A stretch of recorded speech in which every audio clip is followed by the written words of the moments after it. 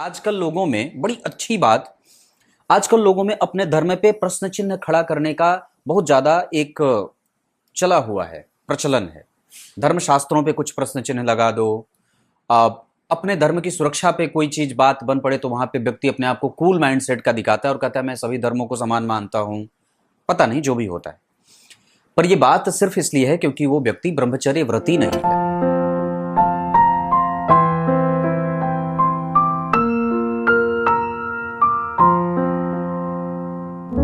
सुबह 10 बजे से लेकर 11 बजे के बीच में उपस्थित हूं आप सबके सामने। आज जिनकी कुंडली लेकर के आया हूं, इनका नाम है हेमंत। ये हैं वस्तुतः अहमदाबाद गुजरात से, पर ये अभी रह रहे हैं ऑस्ट्रेलिया में। शुरू करते हैं आज का कार्यक्रम। कहीं नहीं जाना है, बिल्कुल बन के रहिएगा। आज के कार्यक्रम में आपको मैं 12वें भाव के शुक्र के बारे में विशेषतया बातें बताऊंगा। शुरू करते हैं आज का कार्यक्रम। सबसे पहले आपको बताऊंगा मनुस्मृति की बात। भगवान मनु ने अपने आदि ग्रंथ मनुस्मृति में उपनयन संस्कार के बाद हम मनुष्यों के लिए शुचिता की बात की है, स्वच्छता की, साफ सफाई की। अगर किसी व्यक्ति का यज्ञोपवीत संस्कार हो जाए तब वो विद्यालय पढ़ने जाए और ब्रह्मचर्य व्रत का पालन करे, ब्रह्मचर्य व्रती बने, मैथुन न करे, किसी भी कृत्रिम तरीके से अपने वीर्य का पात न करे, उसे मैथुन कहते हैं। और कहने का अर्थ है कि हमें ब्रह्मचर्य का पालन करना चाहिए और उसका प्रभाव आपकी वाणी पे और आपके विलक्षणता पे, आपके धनवान होने पे और आपके ऊर्जावान होने के साथ साथ आपके बुद्धि को सकारात्मक होने पे होता है। आजकल लोगों में बड़ी अच्छी बात आजकल लोगों में अपने धर्म पे प्रश्न चिन्ह खड़ा करने का बहुत ज्यादा एक चला हुआ है, प्रचलन है। धर्म शास्त्रों पे कुछ प्रश्न चिन्ह लगा दो। अपने धर्म की सुरक्षा पे कोई चीज बात बन पड़े तो वहां पे व्यक्ति अपने आप को कूल माइंडसेट का दिखाता है और कहता है मैं सभी धर्मों को समान मानता हूं। पता नहीं जो भी होता है, पर यह बात सिर्फ इसलिए है क्योंकि वो व्यक्ति ब्रह्मचर्य व्रती नहीं है, वो मैथुन करता है। इस वजह से उसके दिमाग में ऐसी कलुषित विचारधाराएं पनपती हैं। भगवान मनु ने हमें शुचिता की व्यवस्था करते हुए हमारी बात कही है कि मलमूत्र के विसर्जन के बाद, ध्यान से समझिएगा, आपके काम की चीज है। मलमूत्र विसर्जन के बाद स्त्री पुरुष को, दोनों की बात की गई है। मलमूत्र विसर्जन के बाद स्त्री और पुरुषों को अपने लिंग को 1 बार धोना चाहिए, अपने गुदा क्षेत्र को 3 बार धोना चाहिए और अपने बाएं हाथ को 10 बार धोना चाहिए। मतलब साबुन लगा करके, आजकल तो साबुन हैंड वॉश चला हुआ है, तो जैसे भी हो सके उसको पूरे अच्छे तरीके से धोना चाहिए। यह शुचिता के आरंभ की बात है, जो मनुस्मृति में सबसे पहले यहीं से बात शुरू होती है, आपके साफ सफाई की। क्लियर है? अब अलग बात है कि आजकल लोग मिट्टी से पहले धोते थे, अब उसके बाद फिर साबुन आ गया, फिर हैंड वॉश आ गया, फिर उसके बाद अब तो कपड़ा आ गया। अब जो अंग्रेजी सभ्यता में लोग क्या क्या करते हैं आपको पता है, वो तो यहां से मैं कह नहीं सकता कि धोने की जगह पे अब वो कुछ और होने लगा है। तो ये हमारे धर्मशास्त्र में इतनी छोटी और इतनी गंभीर बात पे चर्चा की गई है। अब ये तो इसमें गलत कोई बात है नहीं। अब जो पशु पक्षी हैं वो मलमूत्र त्यागने के बाद, पखाना करने के बाद उनका शरीर ऐसे ही रहता है, लगा हुआ घूमते हैं वो, है ना। पर मनुष्य भी आजकल वही करने लगा है। तो अब इसको कोई कहे कि नहीं ये सभ्यता की पहचान है कि हम बहुत बढ़िया हैं, तो फिर लपेट लो और भी जगह अगर हो सके तो ये बात है। आइए अब आपको मैं विषय पे लेके आता हूं। अब आपको मैं इनकी कुंडली पे लेके आऊंगा, पर सबसे पहले बताऊंगा पंचांग। इनकी कुंडली में पंचांग है, ज्येष्ठ माह में इनका जन्म हुआ है। अब बहुत ही ध्यान से समझिएगा, जो लोग ज्येष्ठ माह में होते हैं वो धनी होते हैं। और एक बात बड़ी अद्भुत है, इन्होंने प्रश्न बड़ा छोटा पूछा है। प्रश्न पूछा है, जीवन ने मुझे बहुत कुछ दिया है, पर फिर भी कभी कभी ऐसा लगता है कि जितना मेहनत कर रहा हूं उतना नहीं मिल रहा। बस इतना ही प्रश्न इनका है और बाकी कुछ इनके प्रश्न नहीं। ये अभी ऑस्ट्रेलिया में रह रहे हैं और इनके प्रश्न इतने से हैं। और इनके जन्म कुंडली में जो पंचांग बना हुआ है उसमें पंचांग में ज्येष्ठ माह के ये जन्मे हैं। ऐसी अवस्था में व्यक्ति को अपने जन्म स्थान से दूर रहना चाहिए। पर भगवान, मैं आपको हेमंत जी एक बात कहूंगा, आप चाहे ऑस्ट्रेलिया रहें चाहे ब्रह्मांड के किसी कोने में रहें, जरूर ही भारत को बना करके रखिए अपने हृदय में और वर्ष में कम से कम 1 बार आ करके गंगा जी का दर्शन करें और इनकी सुरक्षा की, इनकी सफाई के बारे में विचार करें और अपने देश के किसी मठ मंदिर में प्रत्येक महीने जरूर ही कुछ पैसे अवश्य भेजा करें। ये बहुत आवश्यक बात होगी। आप अगर जन्म स्थान से दूर हैं तो बहुत अच्छा रहेगा। आप उत्तरायण में जन्मे हैं, ये भी बहुत अच्छा है। इससे व्यक्ति को आत्मविश्वास में कमजोर होते नहीं देखा जाता है। आपका जन्म ग्रीष्म ऋतु में हुआ है, मैंने इसमें भी बात कही थी कि जो व्यक्ति ग्रीष्म ऋतु में जन्मा है उसको अपने जन्म स्थान से दूर जाने पर ही पैसे बचते हैं, अन्यथा थोड़ा दिक्कत होती है। शुक्ल पक्ष के चतुर्थी तिथि के चंद्रमा आपको नौकरी ही करवाएंगे। अब आपको मैं यहां बात बताऊंगा, यहां पे शुक्ल पक्ष के चतुर्थी के चंद्रमा पापक हैं और इस कुंडली के लिए 12वें शुक्र और चंद्रमा जो बैठे हैं वो पुष्य नक्षत्र में बैठे हैं 6 डिग्री पे। पुष्य नक्षत्र के जन्मा जातक, पुष्य नक्षत्र में जो लोग जन्मे होते हैं वो क्रोधी होते हैं और बहुत ही लंबे चौड़े ख्वाब को देखने वाले होते हैं। थोड़े क्रूर भी होते हैं और हठी भी होते हैं। धार्मिक होते हैं और सत्य बोलने वाले होते हैं। ज्ञानी होते हैं और इनके पास कई सारे गुणों का अंबार होता है। इनको कलाओं की समझ बड़ी अच्छी होती है। इनमें सत्य बोलने की अद्भुत कला होती है और क्रिएटिविटी इनके पास सदैव विराजमान रहती है। इनके पास लोगों को समझने की दिव्य शैली होती है।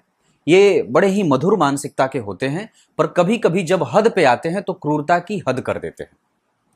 पुष्य नक्षत्र शनि का नक्षत्र है और इस कुंडली के लिए शनि अच्छे नहीं होते हैं। 6वें और 7वें और 8वें भाव के अधिपति होकर के व्यक्ति को कष्ट देते हैं और व्यक्ति को आलसी भी बनाते हैं। आगे मैं चर्चा करूंगा। इनकी कुंडली में जन्म इनका बुधवार को हुआ है, इस वजह से व्यक्ति को धनवान बनते देखा जाता है। सुंदर मानसिकता का होता है, आयु से संपन्न होता है, क्योंकि दशम अष्टम स्थान पे भी शनि का प्रभाव है। इसे सप्तम भाव आपकी कुंडली में पाप कर्त्री में भी है, इस वजह से अपनी दिनचर्या बिल्कुल ठीक रखें और पत्नी के स्वास्थ्य का भी विशेष ध्यान रखना होगा। बात और भी बता दूं तो सप्तम भाव को पाप कर्त्री लगा है, इस वजह से आपकी डेली इनकम यानी कि व्यवसाय की तरफ व्यक्ति का दिमाग बार बार जाता है, पर वैसे सफलता व्यवसाय में बहुत कम और नौकरी में सफलता ज्यादा है। ध्रुव योग में जन्मे हैं, ऐसी अवस्था ध्रुव योग, जैसा योग वैसा नाम और जैसा नाम वैसा प्रभाव। तो ध्रुव योग में जो लोग जन्मे होते हैं उनमें ध्रुव की तरह अटल सत्य बोलने की शक्ति होती है, चीजों को समझने की शक्ति होती है, वाक शैली बड़ी अद्भुत और मधुर होती है, ज्ञानार्जन करने की दिव्य लालसा होती है और अपने से बड़ों का सम्मान करने के साथ साथ ये हठी मानसिकता के भी होते हैं, ध्रुव की भांति। आपको महाराज ध्रुव के बारे में एक बात बड़ी अद्भुत बता दूं। उनको जब वो अपने राज्य का परित्याग कर रहे थे, जब वो छोटे बच्चे थे और जब उनकी माता ने उनके पिता के गोद से बाहर हटा दिया था, निकाल दिया था, उतार दिया था और कहा था कि तुम्हें पहले भगवान नारायण को स्मरण करके खुश करो, फिर उसके बाद उनसे वरदान मांगो कि मैं आप मेरी कुक्षी से उसका तुम्हारा जन्म हो और तब जाकर के तुम इस गद्दी के भागीदार बनोगे या गद्दी के वारिस बनोगे या जो भी बनोगे, राजा बनोगे। अब सोचिए कि उनकी माता जी अपने आप को भगवान से भी ज्यादा मूल्यवान बना दिया कि पहले तुम भगवान की आराधना करो, तपस्या करो, तब तुम्हें भगवान मिलेंगे और जब तुम्हें भगवान मिलेंगे तब जाकर के मैं मिलूंगी। मतलब यहां पे भगवान से भी उन्होंने अपने आप को उत्तम बता दिया। तो भगवान को प्राप्त करने के लिए महाराज ध्रुव अपने राज्य का जो है वो अपने राजकुमार थे, छोटी अवस्था थी, 5 साल की अवस्था थी, तो छोड़ करके जाने लगे। जब वो बाहर जंगल में जाने लगे तो उनके जो पिता थे, जो राजा थे, उनकी बड़ी किरकिरी होने लगी समाज में, राज्य में बड़ा किरकिरी होने लगा कि पता नहीं कैसे राजा हैं जो अपने ही पुत्र को बाहर निकाल दी, वन भेज दी। तो राजा ने ध्रुव जी के पास एक संदेश भेजा कि तुम वन से लौट करके अपने घर आ जाओ, जो तुम्हारी माता को मैं हर महीने 1.5 सेर चावल देता था अब उसे बढ़ा करके 3 सेर कर दूंगा। ध्रुव को ये बात बड़ी अच्छी लगी और उन्होंने बात सोचे, दिमाग में उन्होंने बात सोची कि कितनी अद्भुत भगवान की कृपा है। मैं आपको आपकी भाषा में समझा रहा हूं, कितनी भगवान की अद्भुत कृपा है। अभी सिर्फ मैंने अपने घर का परित्याग किया है, मतलब घर छोड़ा है, राजमहल छोड़ा है, तब 1.5 सेर का 3 सेर हो गया।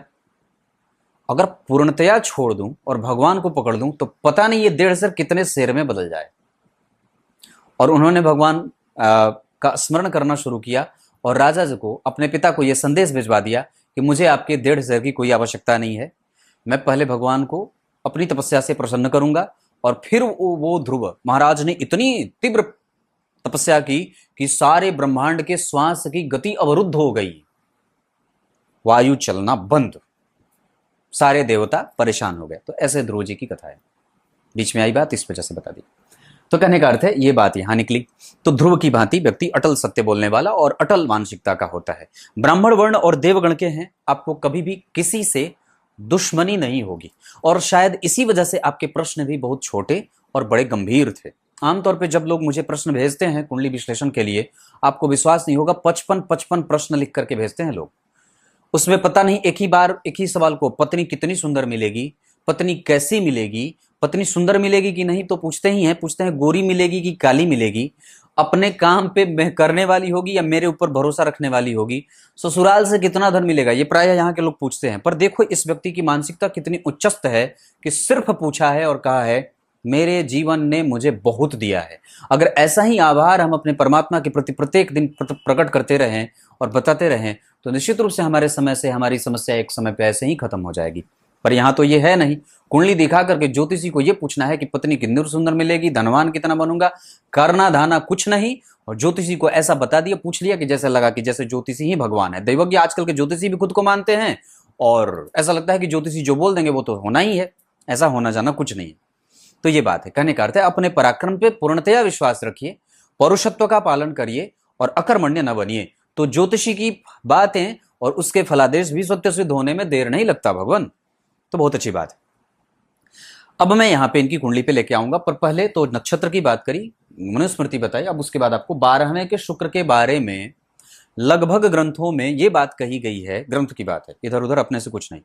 12वें के शुक्र के बारे में ग्रंथ कहता है कि जब वो मिथुन राशि में बैठेंगे तो चूंकि वो द्विस्वाभाविक राशि है, इस वजह से व्यक्ति धनवान भी होता है पर खर्च भी उसके पास होता है, उसको इकट्ठा करने में दिक्कत होती है। और यही प्रश्न इन्होंने भी पूछा है कि जितना करता हूं उतना इकट्ठा नहीं होता है। तो ये 12वें के शुक्र का प्रभाव है भगवान, और ये 12वें के शुक्र बली हो जाते हैं।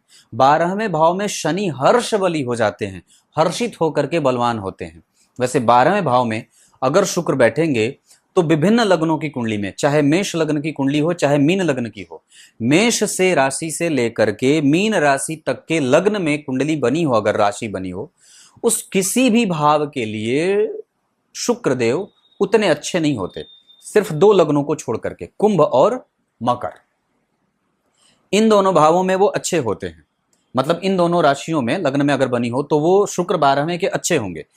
पर कुंभ और मकर के अतिरिक्त अगर लग्न में कोई राशि बनी है, जैसे कि यहां 4 नंबर लिखा है, तो 12वें के शुक्र व्ययी बनाते हैं और व्यक्ति अपनी पत्नी के अतिरिक्त कई बार दूसरों की पत्नी को भी अच्छा मानने लगता है और वो खर्चीला होता है। कई बार तो अगर वो अपने कर्तव्य का सही तरीके से बोध ना करे और अपने कर्तव्यों का समुचित तरीके से पालन ना करे, धार्मिक गतिविधियों से युक्त ना रहे, दान का लेना देना ना करे, दान देना ना करे और अपने धर्म को श्रेष्ठतया तरीके से पालन ना करे, तो वो नरकगामी भी हो जाता है। ये 12वें भाव के शुक्र की बात बोल रहा हूं। आप लोगों को लगेगा 12वां भाव बिस्तर का सुख देता है, तो काम क्रिया में कोई दिक्कत नहीं होती है, संतान बहुत नहीं होते, पर वो अपने वीर्य का क्षय भी करता रहता है। और 12वें के शुक्र मिथुन राशि में बैठे हैं और जन्म कुंडली में राहु और शनि दोनों से दिख रहे हैं, दृष्ट हैं, इस वजह से व्ययशीलता का भाव और भी बढ़ जाता है। ज्ञान का पक्ष रहते हुए भी व्यक्ति अपने अनुभवों से कई बार कमजोर होता है और बाहर की जातिकाओं को पसंद करके विदेश की, कई बार तो कलुषित स्त्री से उसके विवाह हो जाए और कई बार दूसरे वर्ण की जातिका से भी विवाह होने का योग लगता है। अगर 12वें भाव के शुक्र पाप पीड़ित हो, शनि राहु से दृष्ट हो, तो क्लियर है, धन देंगे पर व्यय भी वैसा ही रहेगा। पर व्यक्ति के पास धन इकट्ठा नहीं हो पाता है और वो अपने जन्म स्थान से दूर रह करके ही धन अर्जित करता है, जैसे कि इनकी कुंडली में है। तो आपको इन सभी चीजों पे ध्यान देना है। अपने आप को मिमेकेबल बनाइए, जितना ज्यादा हो सके शांत रहिए, गंभीर रहिए, अपने चरित्र को खराब ना करिए, चिंतन में लगे रहिए। अष्टम भाव के राहु शनि से दृष्ट हैं, इस वजह से व्यक्ति को बेवजह की बातें परेशान करती हैं, उसका दिमाग बेवजह की बातों पे लड़ता रहता है और कई बार भविष्य को लेकर के चिंतित भी रहता है। अब आपको मैं आगे लेके आता हूं। ये तो 12वें के शुक्र की बात रही। कर्क लग्न की कुंडली के लिए मंगल योग कारक होते हैं, लग्न में बैठे हैं और कम से कम मंगल 0 डिग्री के हैं। योग कारक ग्रह जो पंचम के साथ दशम का अधिपति होकर के लग्न में नीच का बैठा है, ये चोट चपेट की घटनाएं देता है। जैसे कभी पेट में परेशानी हो जाए, कभी पैर में चोट लग जाए, कभी कमर में दर्द हो जाए, ये सब चीजें होती हैं। तो आपको इन सब चीजों से सावधान रहना चाहिए, विशेषतया मंगल और चंद्रमा की दशा में, राहु की दशा में। चंद्रमा मंगल का एक साथ बैठना लक्ष्मीवान बनाएगा और आपकी कुंडली के लिए लग्न 24 डिग्री का बहुत ही प्रबुद्ध और मजबूत बना है और लग्न के पास बल है। हालांकि आपकी कुंडली में गुरु, सूर्य और बुध का एकादशवें भाव में एक साथ बैठना स्थिर राशि में और भूमि तत्व की राशि बनी है, जिसके अधिपति विदेश भाव में बैठे हैं और वहां से बैठ करके शनि से दृष्ट है जो अष्टम का अधिपति है। इस वजह से जो आपने प्रश्न पूछा था और जो बात कही है कि कई बार मैं जितनी मेहनत करता हूं उतना मुझे मिलता नहीं है, वो इसी के कारण है। क्योंकि आपकी कुंडली के अष्टम भाव के अधिपति या एकादशवें भाव के अधिपति जो शुक्र हैं, वो जाकर के 12 में बैठे हैं, जो विदेश तो लेके चले जाते हैं, पर शनि और राहु से प्रभावित होने के कारण आपके लाभ को मिनिमाइज कर देते हैं। क्लियर है? धन भाव के अधिपति का लाभ में बैठना, लाभ के कारक और धन के कारक गुरु के संग, और ये आपके चरित्र को अच्छा बनाएगा और आपको सबका प्रेम देता है। पति पत्नी के बीच में मतभेद ना हो, क्योंकि शनि राहु का पाप कर्तरी लगा है। नौमांश कुंडली में लग्न में बुध बैठे हैं, ये आपको यहाँ पे भी गुरु चंद्रमा, मतलब 3 शुभग्रह केंद्र में आपका दाम्पत्य अच्छा होगा। और विवाह अगर करना हो तो इस कुंडली के आधार पे मिथुन, कर्क और तुला राशि की जातिकाओं से किया जा सकता है। इसके अतिरिक्त विवाह के लिए उत्तर पूर्व की दिशा बहुत आवश्यक होगी और अच्छी होगी। इसके साथ साथ अगर मैं बात करूं तो लग्न में ही चंद्रमा मंगल बैठे हैं और किसी भी पापक ग्रह का प्रभाव लग्न पे नहीं है। लग्न में योग कारक ग्रह बैठा है, आपको ऊर्जावान और अपनी वास्तविक अवस्था से व्यक्ति छोटा मालूम पड़ता है। द्वितीय भाव में केतु है। अब प्रश्न उठता है, कल एक कुंडली आई थी गुजरात से शायद, या राजस्थान जयपुर की कुंडली थी, तो उन्होंने पूछा मुझसे कि मेरे जीवन का उद्देश्य क्या है। तो जीवन का उद्देश्य, और उनकी कुंडली के द्वितीय भाव में केतु बैठे थे, तो मैंने उनको उत्तर दिया था कुंडली पे फोन पे बात करते समय कि आपके जीवन का मूल उद्देश्य जो है वो धन के इर्द गिर्द अपने आप को रखने का है। मतलब व्यक्ति पूर्व जन्म में भी, पिछले जन्म में भी वो अपने कुटुंब को खुश करने के लिए और कुटुंबों के लिए धन इकट्ठा करने के लिए लालायित था, बेचैन था, परेशान था, और उसी इच्छा की पूर्ति करने में उसकी मृत्यु हुई, क्योंकि द्वितीय भाव मृत्यु के कारण का होता है और द्वितीय भाव में ही केतु बैठे हैं। इसके कारण व्यक्ति अभी भी इस जन्म में भी अगर हो सके तो अपने धन को कैसे मजबूत बनाया जाए, लेकिन द्वितीय भाव बुद्धि का भी होता है, ज्ञान का भी होता है और परिणाम का भी होता है, और साथ ही साथ कुटुंब का होता है, वाणी का होता है। तो अपने वाणी में अनुभव का सार रखिए, अपनी बुद्धि को निर्मल रखिए, कंफ्यूज मत रखिए, भ्रम में मत रहिए और किसी भी तरीके से अपने आप को कमजोर मत करिए। कलुषित मानसिकता के प्रभाव में ना आए, व्यय को कमजोर करें, व्यय कम हो, आय अधिक हो, बचाने की कोशिश ज्यादा करें तो दिक्कत होगी।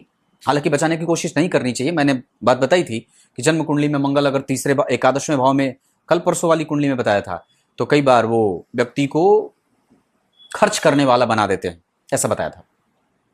आपकी कुंडली में तो लग्न में मंगल बैठे हैं चंद्रमा के साथ, तो ये लक्ष्मी संपन्न तो वैसे भी योग बना देते हैं, और केंद्र के अधिपति होकर के केंद्र में बैठे हैं, तो ऐसे भी पापक ग्रह का केंद्र का अधिपति होना अच्छा माना जाता है। और पापक ग्रह का केंद्र का अधिपति होकर के केंद्र में बैठना और भी चतुर्गुणित फल देता है। तो ये बात इतनी है। केतु, शनि और शुक्र का प्रभाव जन्म कुंडली में 6वें भाव पे है, इस वजह से आलस्य न करें और अपने धन को सही दिशा दें। एकादशवें भाव में बैठे हैं 6वें भाव के अधिपति, जो इस कुंडली के भाग्येश भी होते हैं, तो भाग्य का लाभ मिलेगा। क्या बोल रहा था मैं? भाग्य भाव के अधिपति होकर के बैठे हैं और एकादशवें के भी अधिपति होकर के बैठे हैं, इस वजह से किसी को देना नहीं चाहिए। जितना हो सके धन को बचा करके रखिए, व्यय पे कंट्रोल करिए, बार बार बोल रहा हूं। और एकादशवें भाव में 6वें भाव के अधिपति का बैठना गुरु की दशा में व्यक्ति को दारिद्र्य दिखाता है, इस वजह से किसी को भी देना नहीं चाहिए। वैसे भी आपकी कुंडली में मंगल लग्न में बैठे हैं और लग्न में ही चंद्रमा भी बैठे हैं, तो उनका नीच भंग तो हो जाएगा। धन भाव के अधिपति का लाभ में बैठना धनवान योग है। पराक्रम भाव के अधिपति का लाभ में बैठना बहुत अच्छा माना जाता है, यह व्यक्ति को प्राप्त करने वाला बनाता है। चतुर्थ भाव के अधिपति का 12 में बैठना माता के स्वास्थ्य को कमजोर करता है, और कई बार सप्तम भाव को पापकर्त्री लगने के कारण माता के घर से दूर जाना पड़ता है, आप गए भी हैं। पंचम भाव के प्रभाव की स्थिति, व्यक्ति एजुकेटिव होता है और क्रिएटिव होता है। 6वें भाव के अधिपति का एकादशवें में बताया, किसी को देना नहीं चाहिए, धन बचा करके रखना चाहिए। सप्तम भाव के प्रभाव और अष्टम भाव के प्रभाव में वृद्धि होगी, और यहाँ पे व्यक्ति विवाह के बाद भी खुशहाल रहता है, उसको कमजोरी नहीं होती, धन की समस्या कभी भी नहीं होती, आर्थिक विपन्नता का दौर उसे जीवन में नहीं देखना होता है। पर व्यक्ति के पास रोग रहता है और कई बार वो मानसिक भ्रम में जाता है। एकादशवें भाव से पहले, दशम भाव से पहले नवम भाव ठीक बना, एकादशवां भाव ठीक बना है, 12वां थोड़ा कमजोर है। ये आपकी कुंडली है। दशमांशा कुंडली में लग्न के अधिपति का पंचम में जाना राहु के साथ ये थोड़ी उद्विग्नता देते हैं, और कई बार व्यक्ति अपने बुद्धि और अपने निर्णय को लेकर के गड़बड़ी में भी जाता है। और चंद्रमा और बुध का केंद्र में आना व्यक्ति को व्यापारिक या व्यापार की तरफ खींच के लेके जाता है, पर वैसे आपकी कुंडली के लिए नौकरी सबसे ज्यादा श्रेष्ठ है। दशम भाव की स्थिति आपके सामाजिक क्षेत्रों को उद्गारित कर रही है और बहुत अच्छा बनता है। शुक्र और गुरु का एक साथ बैठना आपके लाभ के संयोग को दिखा रहा है और व्यक्ति को क्रिएटिव बनाने के साथ साथ उसके यश, उसकी कीर्ति, उसके मान, उसकी प्रतिष्ठा में भाग्य के सुख की वृद्धि होते देखी जा रही है। आपकी कुंडली में गुरु का प्रभाव तृतीय भाव पे कभी कभी आपको कष्ट देगा, छोटे भाइयों को, और पंचम भाव पे गुरु की दृष्टि अच्छी मानी जाएगी और सातवें भाव पे गुरु की दृष्टि थोड़ी कमजोर मानी जाएगी। वैसे विवाह टूटने के योग इस कुंडली में कहीं से भी नहीं है। शनि का प्रभाव यहां के लिए आयु प्रदाता, पर रोगदाता, और जन्म कुंडली में सातवीं दृष्टि 12वें भाव पे विदेशों से योग और अपने ब्रह्मचर्य को पालन करने का बल बढ़ाने की स्थिति में लेके जाने की स्थिति कह रहे हैं कि अपने आपको ब्रह्मचर्य व्रती बनाइए। अगर पत्नी है भी तो भी आपको मैं कभी कार्यक्रम बनाऊंगा कि कब कब ब्रह्मचर्य का दोष नहीं लगता है गृहस्थ जीवन में, उस पर कार्यक्रम अलग बनाऊंगा, वो कार्यक्रम आप लोग जरूर देखिएगा। और शनि की दृष्टि 10वीं यहां पे है, जो व्यक्ति को पराक्रमी और कम से कम उसे उच्चस्थ मानसिकता वाला बनाएंगे और व्यक्ति मेहनत करने पे विश्वास रखता है। ये इतनी सारी चीजें। मंगल की दृष्टि यहां के लिए अच्छी नहीं है, जो मन में विद्वेष पैदा करेगी, घर से दूर लेके जाएगी।